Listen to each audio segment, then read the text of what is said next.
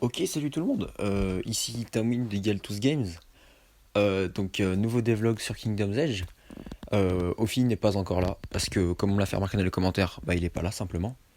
Donc aujourd'hui, j'ai la voix qui est complètement pétée, mais on va parler des sons. J'ai fait une super mise à jour sonore. J'ai essayé beaucoup de- comment dire, d'approfondir le ressenti du jeu, que ce soit au niveau des musiques, de l'ambiance, du retour quand on tape un monstre par exemple.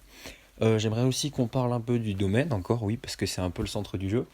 C'est-à-dire que j'ai fait que les bâtiments écoutent des ressources de construction, enfin bon, je vous montrerai tout ça. J'ai aussi une refonte graphique de l'inventaire, plus une nouvelle fonctionnalité plutôt utile en multijoueur. Je vais aussi vous parler d'ananas et de l'intelligence artificielle. Moi je vous dis c'est parti. 3, 2, 1.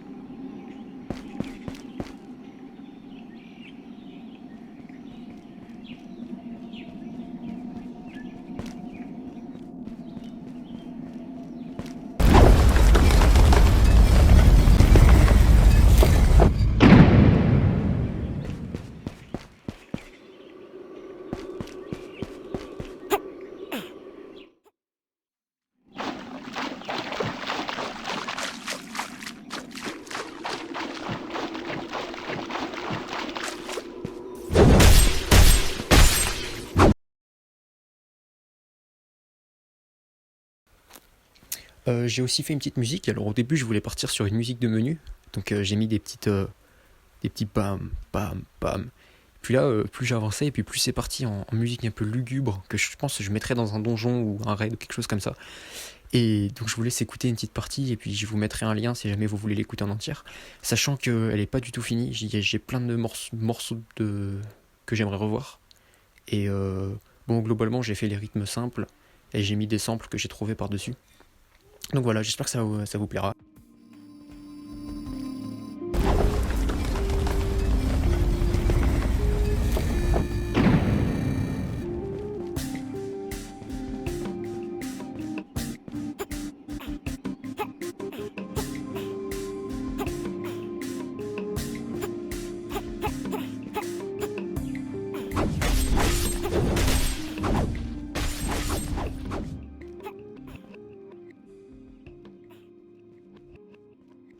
Bon, voilà, j'espère que vous avez apprécié. Après, faut encore que j'améliore. Je vais rajouter des petits effets sonores quand on survole des bâtiments, par exemple, pour rajouter plus de feedback encore. Ça, c'est vraiment le plus important.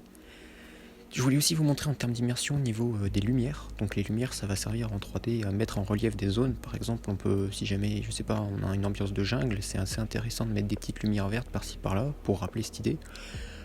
Ici, moi, j'ai choisi de mettre des lumières oranges pour mettre en relief les coins des murs, et puis ça rappelle l'herbe qui est au sol. Et puis j'en ai mis une aussi devant la porte pour indiquer justement que la porte, on peut aller quelque part avec. C'est assez important. On peut aussi mettre ça sur la boule de feu, par exemple. Vous voyez que quand elle approche, ça devient tout jaune autour, donc ça permet de donner plus de ressenti. Le joueur, il sait que la boule de feu, il arrive sans même avant la voir, du coup, il va commencer à se décaler. Et enfin, j'ai mis ça aussi au niveau de l'eau pour faire un petit peu des petits reflets bleus, et voilà. Dans le dernier devlog, je vous avais dit aussi que on avait mis des barres de vie pour les animaux, enfin pour les animaux, pour les monstres, et que finalement ça me plaisait pas trop. J'ai essayé un nouveau système et là franchement ça m'a l'air pas mal. Ça s'affiche juste si jamais le joueur il est à certaines distances, ou alors si le monstre meurt, ben ça se désaffiche, c'est un peu en mode fondu. Donc voilà, je pense que je vais laisser ça, finalement c'est pas mal. Si jamais on est loin on voit pas, quand on est proche on voit. Non, c'est pas mal. En termes de multijoueur, j'ai fait aussi un chat. On appuie sur entrée, il apparaît. On peut mettre nos petits messages, on a une petite couleur qui nous est attribuée, et aussi il y a le nom du joueur qui se met entre crochets. Alors comme je suis pas connecté à Steam, pour le moment c'est juste les identifiants uniques des joueurs, voilà.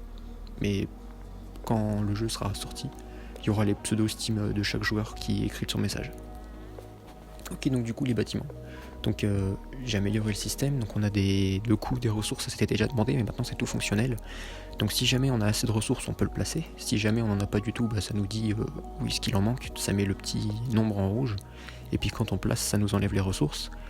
Si jamais on clique sur le bâtiment et qu'on n'a pas assez de ressources, c'est pas grave, on peut quand même voir le placement, mais ça reste rouge donc on pourra jamais le placer. J'ai fait aussi qu'on puisse annuler le placement, parce que si jamais on place là, avant on était obligé de poser le bâtiment, maintenant on fait échappe au clic droit et puis ça retire le bâtiment en cours.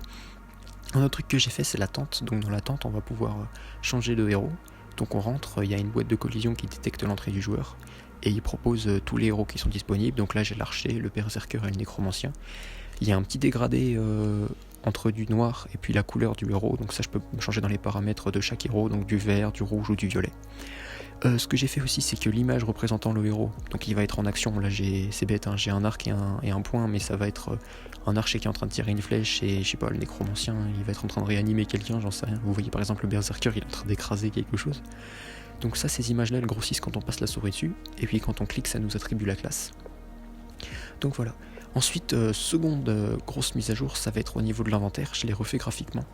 Donc c'est tout bête, hein, mais c'est juste des petites descriptions. Donc elle nous indique quel item c'est, combien on en a, une petite image, une description. Si jamais c'est une arme, il y a aussi les stats qui s'affichent, donc la vitesse de rechargement ainsi que les dégâts. J'ai pris des petites icônes sur Flaticon. Ça c'est un très bon site aussi pour prendre des icônes gratuitement. Bon après il faut quand même créditer, parce qu'ils font du bon boulot quand même.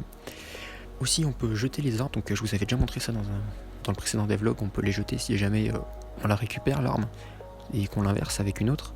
Mais là maintenant on peut vraiment poser la souris sur un item, appuyer sur A, il y a une espèce de barre de chargement comme si ça attendait un peu qu'on le fasse, et puis au bout d'un moment pouf ça se jette, donc ça spawn au-dessus du joueur et il disparaît de l'inventaire.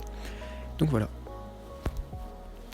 Je voulais aussi vous montrer un autre truc que j'ai rajouté, c'est les ananas. Donc ça va permettre de récupérer des PV, ça flotte comme ça. On dirait pas trop des ananas, vous inquiétez pas, ça je vais m'en occuper, on va se remettre bien. Donc quand on passe à côté, ça se snap vers le joueur, donc ça le suit et puis il le récupère. Et ça fait une espèce de petite traînée verte jaune. Et c'est un peu, ça reprend le système des boules de feu. Donc c'est encore une fois les tutos de Rimail que j'ai un peu modifié pour avoir les bonnes couleurs. Et quand on le récupère, ça nous redonne 10 de PV. Il y a encore autre chose, c'est les monstres. Quand ils meurent, il y a un effet ragdoll.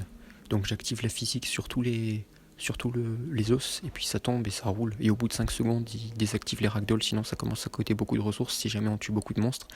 Et puis justement, c'est tous ces corps qui seront morts qui vont permettre aux nécromanciens de se faire une horde de monstres. Et enfin, je voulais revenir sur un point que j'avais pas abordé, c'est le comportement de l'intelligence artificielle en général. Donc elle a 3 états, soit elle se balade, soit elle s'occupe, soit elle poursuit le joueur. Du coup il y a un 4ème, soit elle attaque le joueur. Donc comment ça se passe ? En fait elle a un cône qui fait sa vision.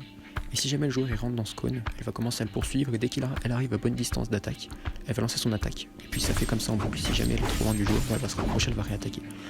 Dès qu'elle le voit plus, elle cherche un peu, et si jamais elle le trouve vraiment plus, elle retourne à son occupation. Donc c'est-à-dire marcher à un endroit aléatoire, ou alors jouer une animation. Donc là c'est juste elle saute en l'air, elle célèbre, en vrai ça, elle célèbre son ennui, voilà. Donc on mettra plutôt des tentes, des trucs comme ça, et puis l'IA elle retournera, je sais pas, vers son campement, elle s'occupera, fera manger, se battra avec d'autres monstres, voilà, pour que le monde soit vraiment vivant. Donc ça je l'applique à chaque monstre, et puis après je modifie un peu les paramètres, donc quelle est l'animation d'attaque, quel PV il a, son nom, tout ça. Donc voilà, vous avez vu comment ça marche pour l'IA.